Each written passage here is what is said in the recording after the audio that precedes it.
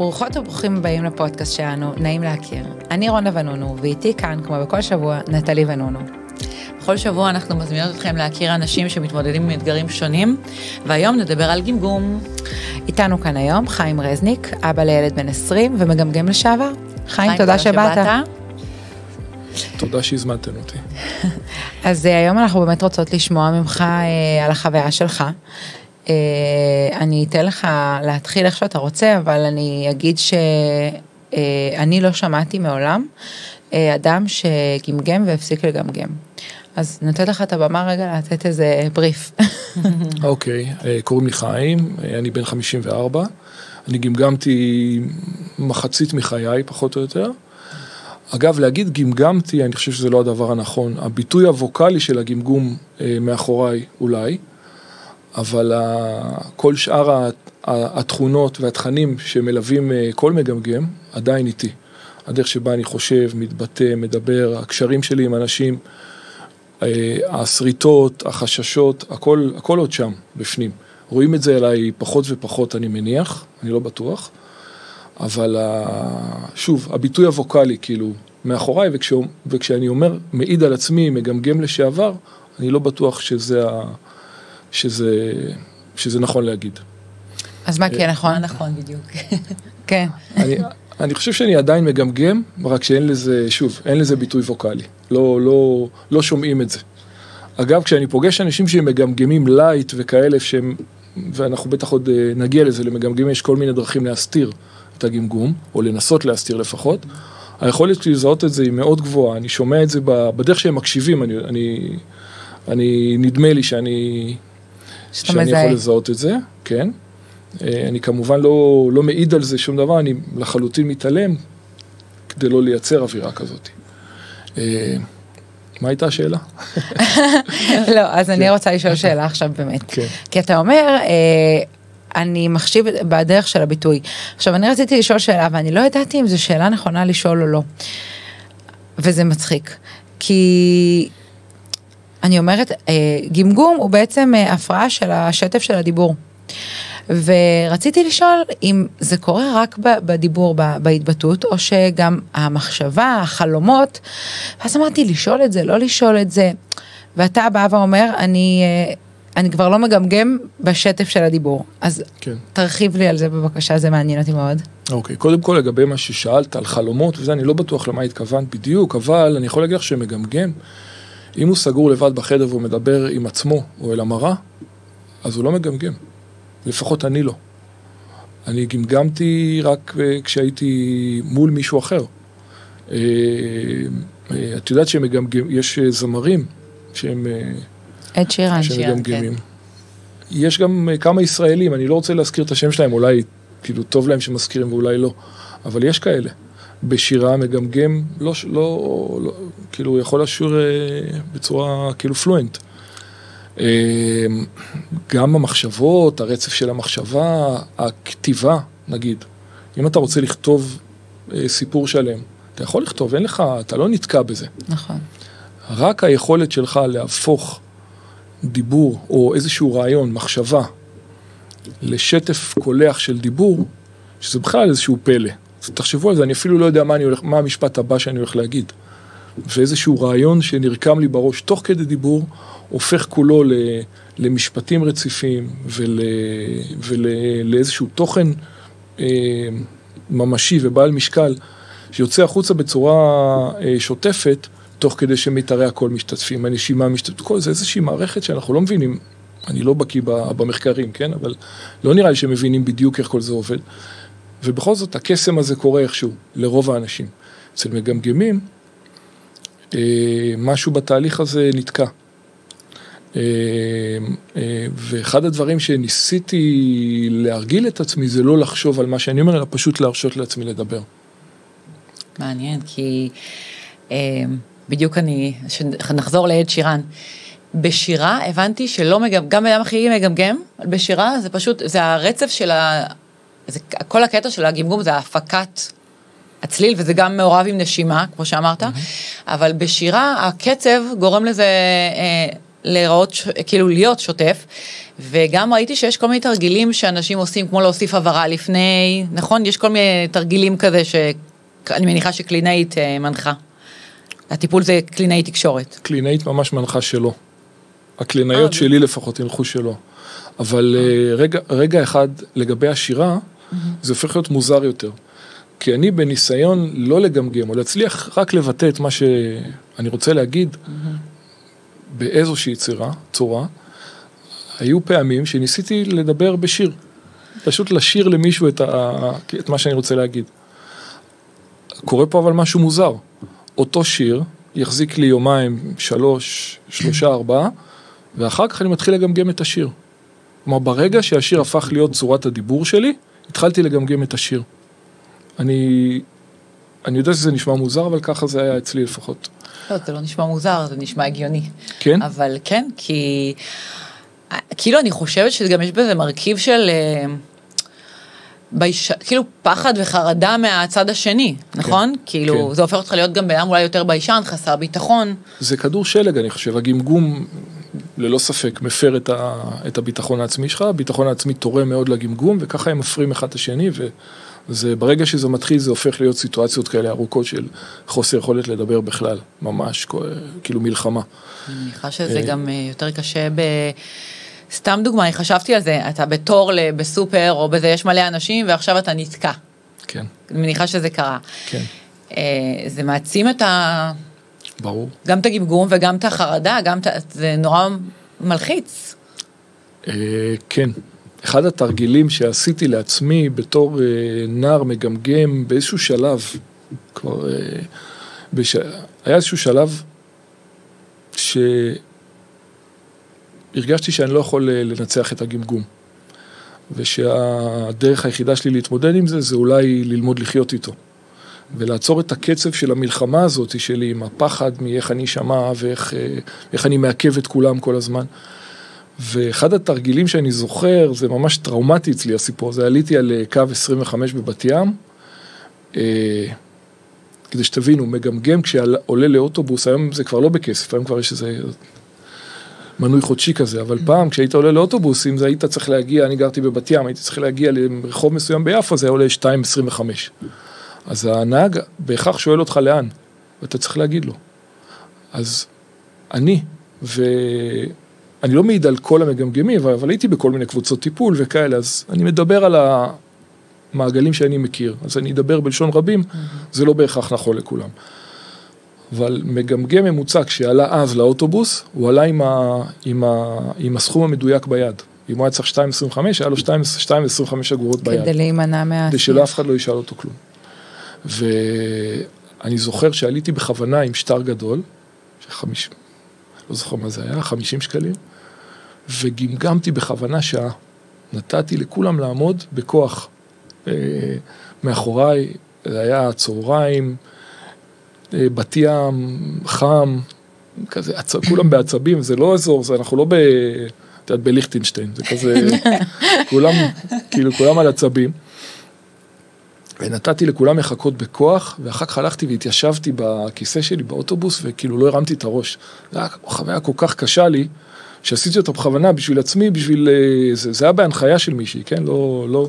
לא חשבתי על הרעיון הטראומטי הזה לבד. בדיעבד זה, לא יודע להגיד אם זה עזר או לא עזר, יש הרבה דברים שעשיתי בדרך, אולי עוד ניגע בכמה, אבל שאני לא יודע לשים את האצבע, מה תרם יותר ומה פחות. זה היה, אני חושב, זה היה טנגו כזה, קדימה ואחורה כל הזמן. מה המטרה הייתה בעצם בדבר הזה? להתמודד? כן. סליחה, כאילו הרגשתי כאילו של להתמודד. סליחה, תדבר. לא, כאילו, אבל להתמודד זה להתמודד, כאילו, אני לא יודעת אם אני הייתי מכניסה... ולא לפחד. לא הייתי מכניסה את עצמי לסיטואציה כזאת, כאילו, אני באופן אישי. קודם כל זה לא משום מקום, זה לא ממקום של חרדות וזה קפצתי ישר למים העמוקים, היה תהליך שהביא אותי לזה.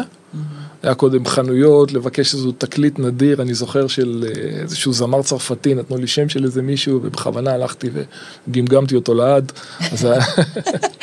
זה היה אחד על אחד כזה. והתרגיל הסופי היה זה, באמת לעמוד במרכז של האנשים,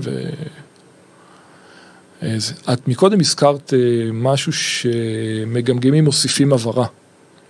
מגמגמים עושים המון דברים שנדמה להם שפותרים את הגמגום. יש כאלה שמוסיפים, פתאום מגלים שאיזושהי עברה שיש בה המון אוויר החוצה. או איזו מילה שמתחילה את המשפט, או תנועה שהם עושים עם הרגל, נשימה עמוקה שהם לוקחים לפני, כל מיני. זה עוזר. הבעיה עם זה שזה עוזר לתקופה מאוד קצרה, מאוד קצובה, בסוף אתה נשאר גם עם התיק הזה, כן. וגם עם הגמגום.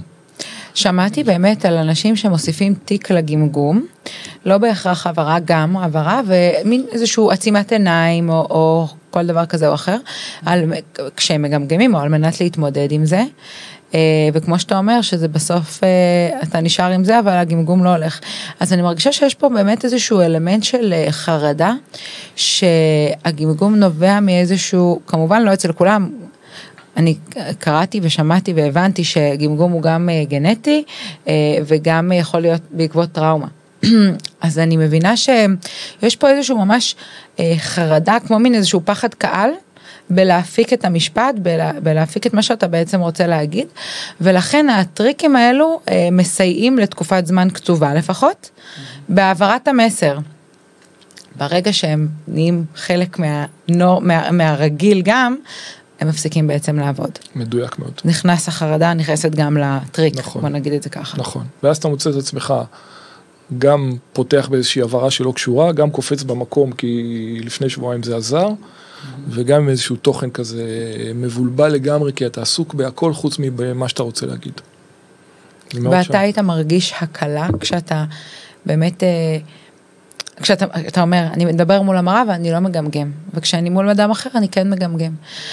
ואז כשאתה אולי, לצורך העניין ויכוח, מאוד סוער, כשמשהו יושב לך, היה יושב לך על הלב, משהו שאתה מאוד מאוד רוצה להגיד, הרגשת שיותר קל לך לדבר בשטף, או שהרגשת שדווקא זה יותר תוקע אותך, בוא נגיד כך. תוקע. אני זוכר את עצמי באוטובוס, לא באותו אוטובוס, באוטובוס אחר. מזל. שאתה מפספס תחנה ואתה רוצה להגיד לנהג שעוד לא יסגור את הדלת או משהו כזה, ואתה לא יכול עכשיו להגיד לו את זה, אין לך, ואתה פתאום מוצא עצמך כאילו תחנה אחת יותר. להפך, כל אירוע חירום, אם זה אינסטינקט מיידי, בדיוק, זה מה שהתכוונתי. אז כן, אבל אפילו מורה מקריאה שמות בכיתה ואתה צריך להגיד כן. אתה מחכה לכן שלך. כן, כשאתה יודע שזה מגיע. אתה מקווה שהיא מאלו שמרימות את הראש ורואה, ואז אתה רק תרים את היד. כשאתה באור הזרקורים. איזה התמודדות. מופעל לחץ. תקשיב, לא, באמת, כאילו, אני מעריכה כל כך את האנשים, זה כל כך כואב לי לשמוע שדבר שהוא כל כך אוטומטי, ואנחנו לא חושבים עליו. נכון, טבעי. כל כך קשה, וכאילו, עכשיו מה שאמרת עכשיו, נורא כאב לי לשמוע שאתה מתפלל כאילו בראש שלך, שהיא פשוט תצטרך רק להרים את היד. נכון. יש לי שאלה. אתה הרגשת לפעמים שאתה רוצה שלא יראו אותך, להיעלם, כדי שהאור הזרקורים לא יהיה מופעל עליך? כן. פעם מישהי אמרה לי, אתה מצליח לעמוד בין כולם, ומשהו בשפת גוף שלך, כאילו לא רואים אותך. באיזה קורס, איזשהו קורס שעשיתי, שלא קשור, זה היה בענייני סוסים, אבל זה באמת לא קשור, והוא ביקש, הוא רצה לבחור מישהו מהקהל, והייתה לידי מישהי ואמרה לי, איך, כאילו, היא הסתכלה עליי, כי היינו בקשר, והיא אמרה איזה משפט, אני לא זוכר אותו בדיוק, אבל היא אמרה לי משהו כמו, הצלחת לעמוד שם בלי שיראו אותך. אז כן, אני יודע לעשות את זה גם. פיתחת כישרון כזה מהצורך, כאילו, להיעלם. כן, אבל אני באמת ובתמים נלחם בכל אחד מהפחדים שלי, בכל אחד אם אני מפחד לעמוד מול, אפילו האירוע הזה דורש ממני איזושהי התכנסות והתרומות, ואני אבוא דווקא בגלל שאני מפחד לבוא. ואני כבר הופעתי בפני קהל, וכבר עשיתי תפקידים שדורשים דיבור, לא דווקא היום כשהדיבור שלי שוטף. עבדתי באיזה בנק פעם, באיזה מוקד טלפוני כזה, שהיית צריך להרים את הטלפון ולהגיד אפשר להגיד? בטח. צריך להגיד, גישה ישירה שלום, מדבר חיים. זה היה בשבילי, כאילו, איך אני עושה את זה? עזבי את התמיכה הטכנית שאני צריך לתת לך, איך אני מתחיל את השיחה? זה פוגש אותך בכל, כאילו, תקשורת זה הדבר הכי בסיסי בעולם. ומי שמנוע מזה, יוצא את עצמו במאבק יומיומי. ושוב, אני החלטתי אם אני לא מצליח לנצח את זה, אני מנצח את היחס שלי לזה. אני חייב, אם אני אתן לכל העולם לחכות ולעמוד, ואני אשאר בזון שלי, בשקט שלי, בתכנים שלי, ואני לא אתן לי שום דבר לעצור. מלחמה ארוכת שנים ברחמים עצמיים, בתקוות שמשהו יקרה, כשהוא לא קורה. ועד היום אני אזכיר את זה במשפט אחד, אני לא רוצה להעמיק בזה, גם הבן שלי מגמגם. ואחד הדברים הכי חשובים, אחד המסרים הכי חשובים שאני מנסה להעביר לבן שלי, זה לא להיות תקוע ברחמים עצמיים, לא לתת הנחות לעצמך על זה. זה משפט רע להגיד, אני כבר מצטער שאמרתי אותו, כי יש כאלה שמתמודדים וקשה להם. אז אני לוקח את זה בחזרה. אבל לזכור כל הזמן מי הוא ומה הוא ואיזה יכולות יש לו, ולא לתת לזה לעכב אותו. להעצים אותו, להסתכל על הדברים הטובים ולא לשקוע, וזה בעיניי נכון. זה נכון לא רק לגבי גמגום, כאילו. נכון. זה דבר שכן חשוב להעצים את הילד שלך באופן כזה שתתרכז בדברים הטובים. בוא נגיד, לכל אחד מתמודד עם משהו. נכון. לפעמים יש אנשים שזה גמגום וזה נראה, ויש אנשים שמתמודדים עם בחורה שהיא עם חוסר ביטחון, או יש מלא, מיליון ואחת דברים שאנשים מתמודדים אם אתה רואה או לא רואה אותם, אז כאילו, צריך לקבל אותם באהבה, עם עצמך, להיות שלם, זה הכי חשוב, ולחזק את החוזקות, כאילו להיות בחוזקות שלך. אני דווקא כן אוהבת את מה שאמרת, שצריך להילחם ולבוא, וגם אם זה קשה, כן יש אנשים שקשה להם יותר. אני מסכימה, אבל יש להם כנראה המון דברים יפים וחכמים להגיד. אז בגלל שהחברה חסרת סבלנות, זו לא סיבה לא להגיד אותם.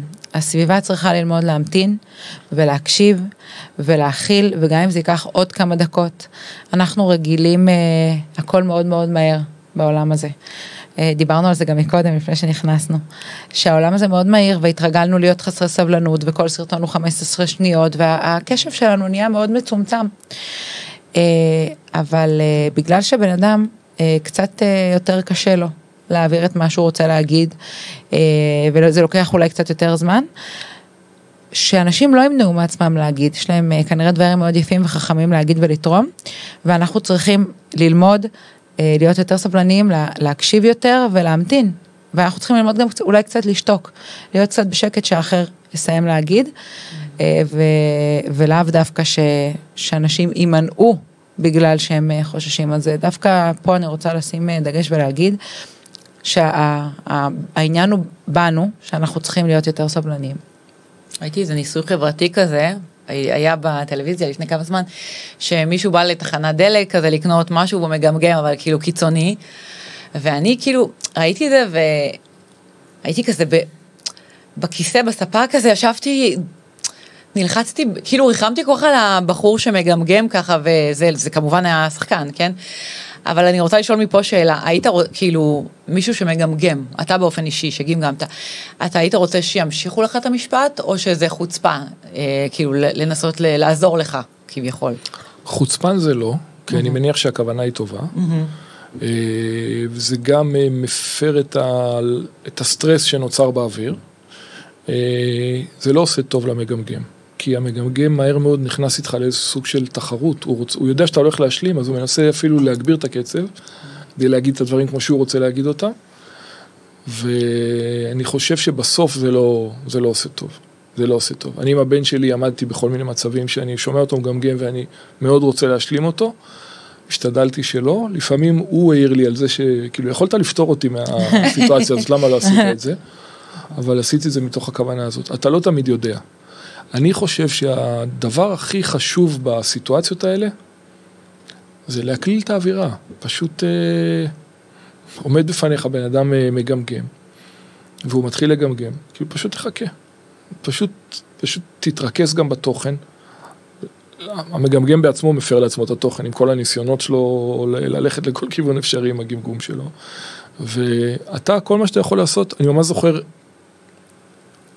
היה איזה טיול באיזה מוזיאון של הכיתה, בתיכון כבר, ואני הגעתי באיחור. ואני ידעתי איפה הם בבית בד היו שלה. וניגשתי לאיזה מישהו שיצא בדיוק מהמוזיאון, שאלתי אותו איפה הבית בד, אבל שאלתי אותו, כאילו, השאלה הזאת התארכה מאוד. והוא עמד נינוח, זה הקשיב לי, הוא לא העיר, הוא לא תיקן, הוא לא כלום. הרגשתי איך הוא משיל ממני את הסטרס הזה. וזה עשה לי טוב, כאילו כל היום אחר כך, עוד הייתי ואני זוכר את האיש הזה עד היום, בחיי. אני זוכר איך הוא נראה, ואני זוכר את הסיטואציה, אני זוכר כמה שהוא עשה לי נעים באיזה שהוא קיבל את זה. הוא לא, זה היה לו כזה גיוני, נינוח, נתן תשובה מאוד עניינית אחר כך, הסביר לי איך להגיע, וזהו. בצדק, אני מקווה שכולם יהיו ככה. רציתי לשאול שאלה. אי אפשר לצפות לזה, אבל. נכון, לא, ברור, אי אפשר לצפות לזה, אבל אני, תקווה. כן, אנחנו בעולם... הייתי רוצה לדעת, כאילו, שאתה מתרכז כל כך בלהפיק, בן אדם שמגמגם, מתרכז כל כך בלהמשיך את הצליל הבא, ולהפיק את המילים שהוא רוצה, הוא לא נקטע חוט המחשבה? לחלוטין. כי אני למשל, יש לי הפרעות, שדיברנו על זה כבר בספה לפני, יש לי הפרעות קשב רציניות, ואני כאילו לא זוכרת מה אני רוצה להגיד עוד דקה. זה נראה לי פשוט משימה. אצלי, אני לא מעיד על כולם, זה היה תרלול שלם, לפעמים לא ידעתי מה אני רוצה להגיד בכלל. כן, שוכחים. מרוב שחשבתי על הכל, חוץ מעל הזה, היה יוצא לי איזה ערבול של דברים, הייתי יוצא אחר כך מהמפגש, בתחושה, שלא רק שחושבים שאני מגמגם, שאני כנראה גם סתום. כי לא, באמת. כן, איך זה יכול להיות? מה זה השטויות האלה שאמרתי? יש שם דברים עם איזשהו תוכן, עיקר לפלוט איזה משפט. הערכה עצמית זה משהו שאני באמת ובתמים עובד עליו עד היום. באמת. כי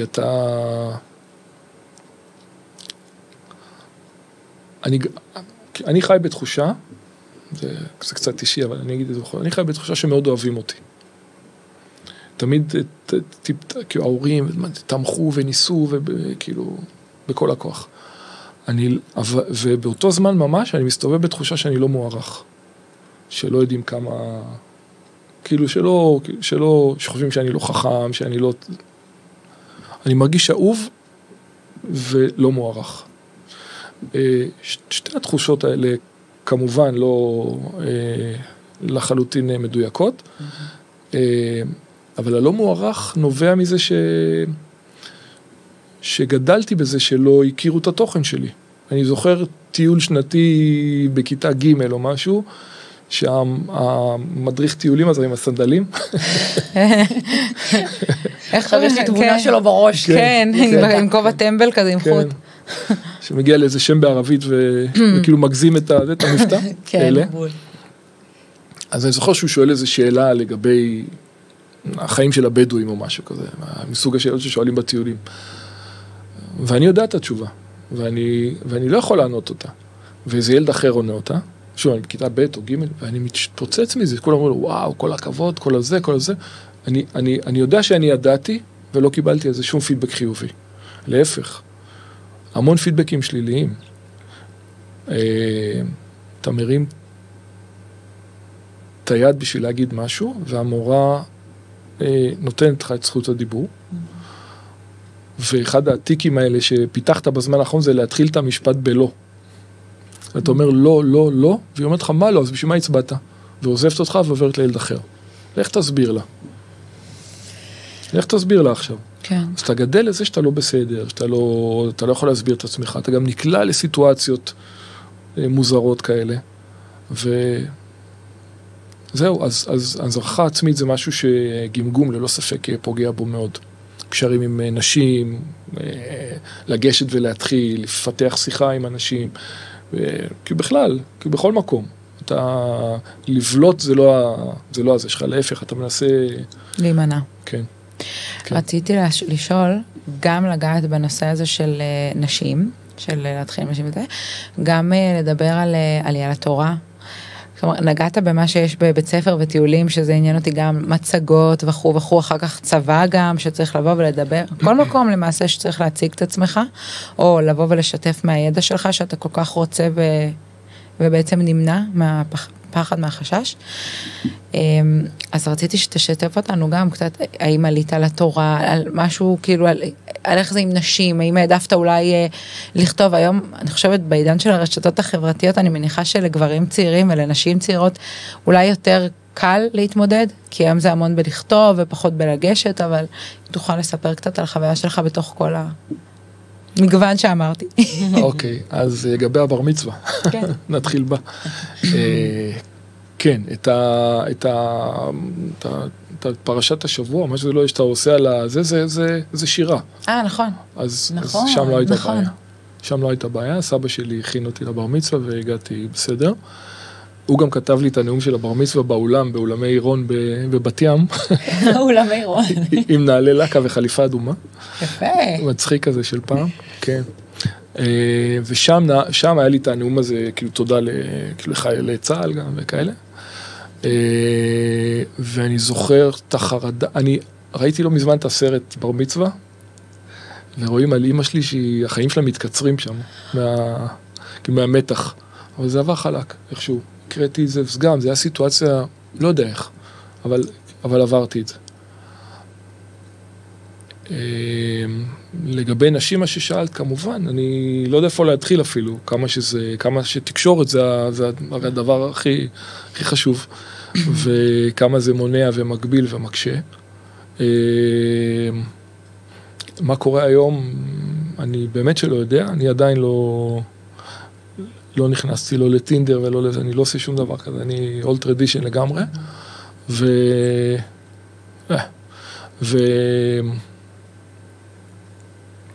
אבל זה לא ספק, כשאני זוכר, הכרתי מישהי באילת פעם, ממש מזמן.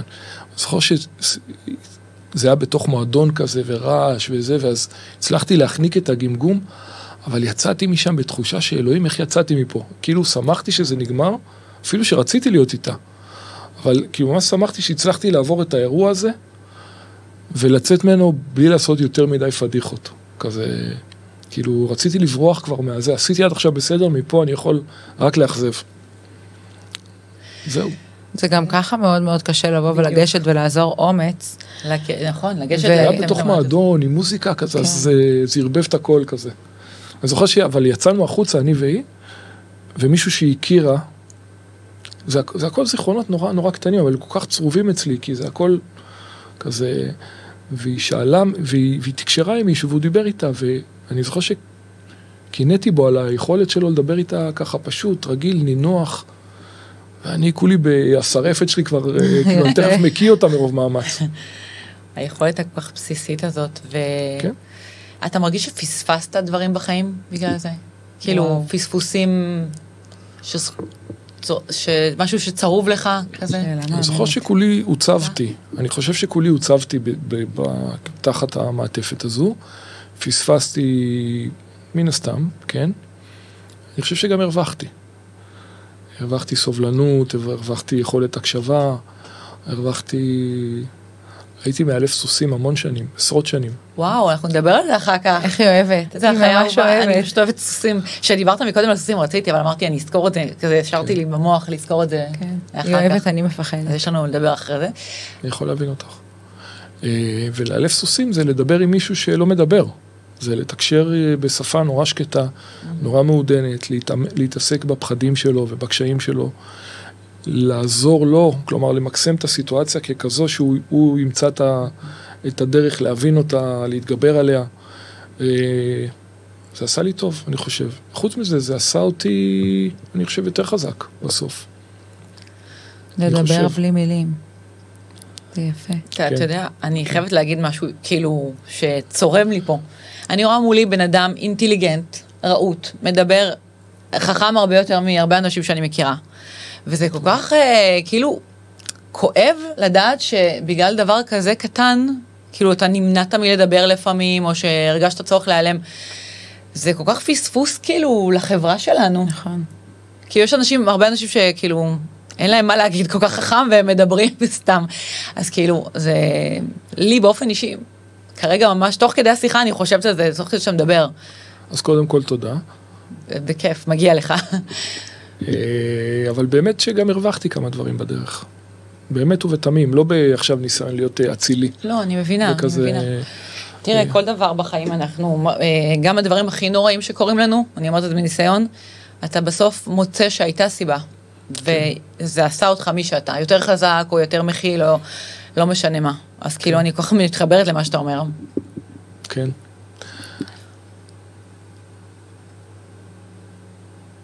זה לא ממש קשור לזה, אבל ואני אגיד את זה נורא בעדינות, לפעמים נדמה לי שיש איזה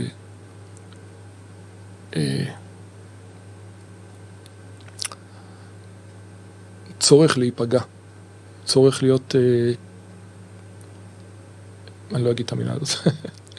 מה, להתמסכן כאילו אתה רוצה להגיד? חלילה, כן, אבל זה... לא חופשי, אנחנו מדברים פה שיחה... לא, אבל אני לא רוצה להטיל דופי באף אחד. כאילו אני אספר, יש איזו קבוצה בפייסבוק של הורים לילדים מגמגמים. אגב, יש ארגון, נקרא אמבי, אנשים מגמגמים בישראל, זה הראשי תיבות, שעושים המון פעילות מאוד חשובה, כאילו כדאי להזכיר אותם פה. אז יש איזו קבוצה בפייסבוק שהיא תת קבוצה, כאילו תחת אמבי, שאני חבר בה, והיה משהו עם ביבי לפני איזה שנה, שהוא אמר על גנץ, אם יש לך משהו להגיד, תגיד, אל תגמגם. וזה עשה שם רעש, כולם נורא נעלבו, ואיך הוא צוחק על מגמגמים, ואיך הוא זה, ואני ניסיתי להגיד, הוא לא אמר שום דבר על מגמגמים, הוא השתמש במילה הזאת, אני לא רוצה בכלל להיות במקום החלש הזה, שהוא כאילו אמר עלינו, הוא לא אמר, הוא אמר את זה מתוך השטף של הדיבור שלו, הוא התכוון למשהו אחר בכלל, הוא לא הטיל דופי במגמגמים. כן, הוא לא בא ואמר את זה כגנאי, יא מגמגם, הוא אמר, אתה לא אדם מגמגם, אתה רוצה להגיד משהו, תגיד אותו באופן... נכון, וכולם נורא נפגעו מזה. ואני חושב שאנשים שכמותנו, צריכים לפתח את היכולת להיות מעל הסיטואציה. כי העולם הוא לא מקום סטרילי. אמרתי את זה כבר היום. העולם הוא לא מקום סטרילי, ואנחנו ניתקל באנשים מכל הסוגים כל הזמן. אנחנו לא נצליח לחנך את כולם, ויצחקו עלינו, לא יבינו אותנו. אנשים, גם שבאים כוונות טובות, לפעמים יגיבו לא נכון. אני לא יכול להרשות לעצמי להיתקע שם. אני לא מוכן. אני רוצה להיות מעל. כשאני פוגש מישהו כזה שמגיב לא נכון לסיטואציה, אני אפילו מרגיש מעליו, בחיי, לא באיזה סוג של התנסות או ניסיון לזה. אני מרגיש מעליו, אין לו את היכולת הרגשית, השכלית אולי, להבין את הסיטואציה מהר ולהגיב אליה נכון בצורה שתטיב ולא תעשה הפוך. אני מבינה את זה, כאילו אתה לפעמים לא מגיב, כי אתה אומר כאילו... אין לי מי לעבוד. אין לי, בדיוק. אני יכול להגיב. לא, אתה בוחר שלא, אתה בוחר את המלחמות שלך, כאילו. משתדל להגיב לא בצורה פגועה, לא בצורה נעלבת, לא מרוגשת מדי, לדבר שכלתני. אני גם חושבת... סליחה, שלא שווים את היחס הזה גם, אתה יודע, כמו שאמרת. אין לו את היכולת, כאילו, אתה לא תחנך אותו עכשיו, אין לו את היכולת להבין. אני מבינה את זה גם.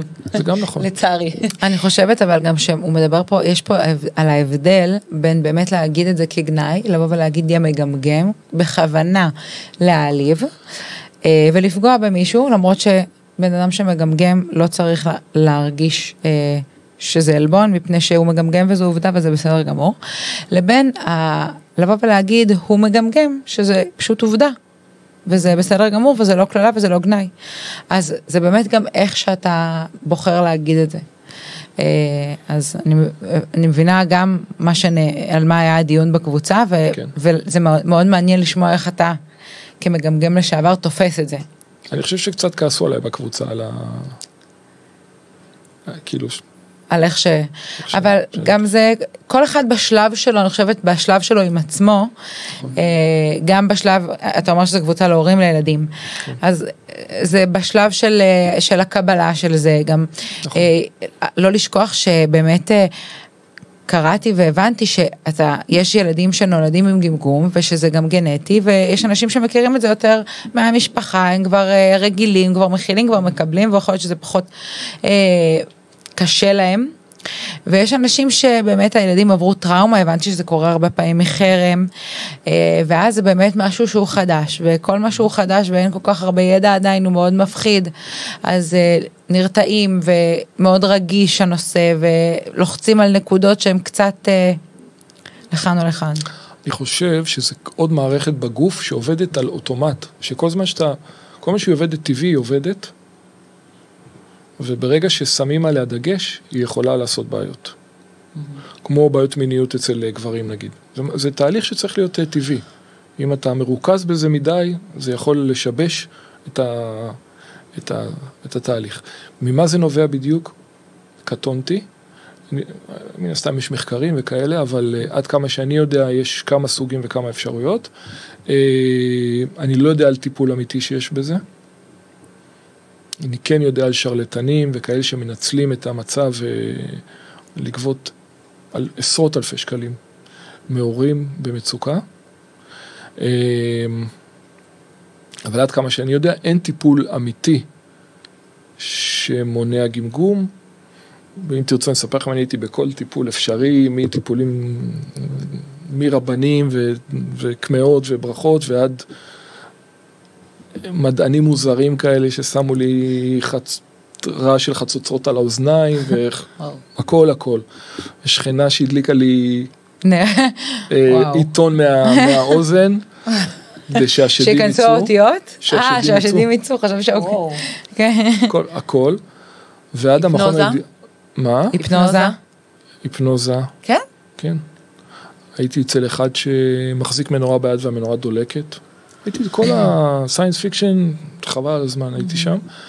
לצד פסיכולוגים, לצד המכון האודיולוגי בתל השומר, ששם אני חושב היה הנקודה הכי משמעותית בחיים שלי, בנוגע לגמגום. הייתה שם דוקטור חווה, אין לי מושג איפה היא היום, אבל ללא ספק, אני לא יודע, אם היא תראה את זה, שתדע שהיא מאוד חשובה לי. בטח היא אישה מאוד מבוגרת היום. אם בכלל. לא, זה היה מזמן, הייתי בן 16-17. והיא הראשונה ששמעת את הסיפורים האלה שלי, שהייתי בטיפול כזה וטיפול כזה, והיא הייתה בשוק מזה, ואמרה לי, כי היא תמיעה בי את זה, אם אתה לא יכול להפסיק את הגמגום, אולי תשנה את היחס שלך אליו. אולי תנסה לקבל אותו, לקבל את עצמך ככה. זה לקח המון שנים, כן? וזה עדיין לוקח, אנחנו לא בסוף התהליך. זה עבודה, יומיומית. כן, כן. אבל תראה, בסוף אתה יושב כאן מולנו, ואנחנו מנהלים שיחה נעימה פלוס פלוס, ואתה לא מגמגם בכלל. אז אתה אומר שאין לזה תרופה, ואין לזה ריפוי, והנה אתה כאן, ומדבר איתנו שיחה רציפה, שוטפת ומעניינת. נכון. אז איך למעשה אתה כן הפסקת לגמגם? הלוואי שהייתי יכול ללמד את זה. הלוואי שהייתי יכול להסביר למישהו איך לעשות את זה. אני חושב על זה המון. ובגלל ששואלים אותי את השאלה הזאת, כבר יש לי תשובה מוכנה לזה. אתם מכירות את התמונות האלה שמסתכלים עליהן ובהתחלה לא רואים כלום, ואז רואים איזו תמונת עומק הזאת? כן. את יכולה להסביר למישהו איך? לא. זה ממש ככה. אני יום אחד הבנתי איך מדברים, והתחלתי לדבר. אגב, זה לא קרה מיד בכל מקום, הגמגום אצלי יצר במעגלים, עם החברים הכי קרובים, עם החבר הכי קרוב, שהוא לא רק חבר טוב, הוא גם בן אדם נינוח כזה, שהוא לא מבקר אותך, הוא לא רואה אין בו אפס ציניות, אז איתו הפסקתי ראשון. אז בעצם יש לסביבה הרבה השפעה, זאת אומרת, אם אני חוזרת לסיפור הקודם שלך, עם הבחורצ'יק שאתה זוכר אותו עד היום, ברגע שמולך בן אדם נינוח ונותן לך ביטחון, דווקא זה כן עוזר. נכון. מעניין. נכון. עם אבא שלי הפסקתי אחרון. אבא שלי חשב שאני מגמגם, אני חושב עוד 10 שנים אחר כך. אז אנשים שיפוטיים, כאילו, לא שחס וחלילה אני אומרת על אבא שלך, אבל כאילו, באופן כללי, אנשים שבוחנים אותך ושופטים, אתה מן הסתם גם יותר מתרגש ויותר, זה הגיוני. אנשים ששמים לב להכל. כן, כן. אני חושב שבאילוף סוסים, זה מה שאני עושה. אני לא רואה את הבעיות. באופן מכוון, הרזולוציה שלי מאוד מאוד נמוכה. אז הוא עשה טעות, אז הוא פספס, אז הוא דרך כך, אני לא רואה את זה כאילו. וגם שאני עומד בפני, אני מנסה לקחת את זה איתי בכל סיטואציה, לא רק סיטואציות קשות, אבל כאילו כמובן שגם. יש תופעה כזאת שאנשים שעברו איזשהו אירוע, נכים או כאלה, אז אנשים אומרים שלום לזה שמוביל את הכיסא גלגלים ולא דווקא את זה שבכיסא גלגלים. אני מתעקש לדבר עם המשותק. הוא בעיניים אומר לי בחזרה, את יודעת, בוקר טוב. יש לי שכן כזה. אני מתעקש להגיד לא לאשתו שלידו ולא למטפל, כי הוא שם, הוא עדיין שם. אני רוצה שהוא ידע שאני רואה אותו. שהוא לא שקוף. הוא לא שקוף לי בכלל, ואני בטוח שיש לי חבר שעבר תאונת דרכים, שהיינו ממש צעירים, והוא נכה כולו, ואני לא אדבר עליו יותר מדי, גם כן, אולי הוא לא רוצה. אבל אני זוכר איזה אריה נמצא בפנים. אני זוכר, הוא משותק והוא לא זז, הוא משהו מיוחד, באמת, ואני זוכר לו את זה. את היכולות שלו, אני עדיין מזהה את הצחוק של פעם, ואת החוכמה של פעם, ואת הנחישות של פעם. הכל עוד שם. הכל עוד שם. וקל מאוד להתעלם. לראות מעבר. למגמגמים, חזרה אלינו, אליי, יש תופעה. אנשים בגלל המתח של הגמגום, לא משאירים זמן אוויר למגמגם, מדברים בלי סוף. מספרים ומדברים ומנהלים שיחה שלמה בלי רק שהיא תתקיים שיחה מבחינתם. עם עצמם הם מדברים, כן. ואחר כך הם באים אליי ומספרים לי, אתה יודע, בן שלך לא שמעתי אותו מגמגם בכלל. אתה גם לא שמעת אותו מדבר. לא שמעת אותו, כן. כן. אני מבין את זה, אני לא כועס עליהם. אני רק מנסה, אולי משהו באירוע הזה יעביר איזשהו מסר של להוריד קצב, להיות שלבים, לקבל אחרים. קשה לי מאוד להסביר איך לעשות את זה, אבל גם להיות נחמדים מדי לא נכון. כן, זה כמו שאמרת מקודם, שבאת לבית ספר, לטיול במוזיאון, ושזה כל כך נתן לך נחת, שהוא פשוט נתן לך לסיים, וענה לך בלי להיות נחמד, בלי די, בלי זה פשוט טבעי. נכון. אני חושבת שהמילה זה טבעיות. להתנהג לזה בטבעיות. לגמרי, לגמרי. הוא כאילו לא ראה את זה. כן. זה עשה לי נוח מאוד. הרגשתי לבד כאילו כמו שאני בחדר. כן. כל כך אהבתי את זה שאפילו שאלתי עוד שאלה אחר כך. איזה יופי. וואי, למדתי ממש מלא דברים היום. כן. אני לא ידעתי, כאילו, קודם כל למדתי לעתיד שלי לדבר עם אנשים בצורה, תמיד אני עושה את זה, כן? אבל אני רואה שאני עושה, כאילו זה נכון, לתת להם לסיים את המשפט, אף פעם אני לא, כאילו זה היה נראה לי חוצפה גם להשלים להם משפט. כן. כאילו השתלטות כזאת, זה לא לעניין. ותמיד אני הייתי ככה, אבל עכשיו שאתה אומר שזה גורם לאדם שמגמגם להרגיש טוב, זה... אני יכולה להבין, נגיד, אני חוזרת שנייה אחורה, מאוד חשוב לי לדבר על זה, על הבר מצווה. שאמרת שראית את אמא שלך שמתקצרים לה, אני כל כך מתחברת לזה. אני חושבת שלהורים זה יותר קשה מלילד עצמו אפילו, כי אתה יושב כזה... נכון, נכון. כי אם זה היה משתבש בדרך, זה היה משתבש כאילו על 200 קמ"ש. וואו. זה, אני עומד מול 300 איש או משהו, כולם באמצע הבורקס עם הפטריות. יואו. זה יכול להיות קשה. כן, כי הורה תמיד רוצה שתצליח, ורוצה לראות שאתה מרוצה מעצמך, ושאתה משיג, וההורה גם לא רוצה שתהיה נבוך. בדיוק. ההורים תמיד מפחדים שתהיה נבוך, ולכן אני מבינה מה אתה אומר, שראית את אמא שלך, אני עוד לא הורה, אבל כשאני אהיה הורה, אז אני... מצד שני, אני חושב שהורים, מורים, בכלל, רוצים, מתוך כוונה טובה, שהילד לא יימנע. שדווקא כן יעיז וכן יעשה. נכון. חשוב מאוד. אבל זה גבול דק בין מה הופך לטראומה ומה... כן. זה מקסים. יש עוד משהו שאתה רוצה לספר לנו? לשתף אותנו? אני מרגישה שאני רק רוצה שתספר. כן, כן. היה כל כך, כן. אני בטוח אצטער על כל מה שלא הספקתי להכניס פה היום.